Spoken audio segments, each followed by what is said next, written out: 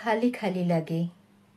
পায়ের ধুলোয় দেখি কারো পায়ের ছাপ লেগে আছে নাকি, যে ওই রাস্তায় হেঁটেছিল।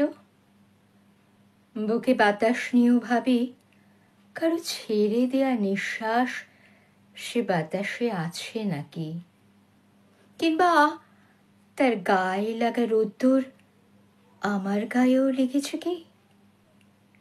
জল ছুঁয়ে ভাবি এই জলে হয়তো সে সাঁতার কেটেছে। এও ভাবি আমি ভাবছি যাকে, সেও হয়তো তার মতো করে ভাবছে আমাকে।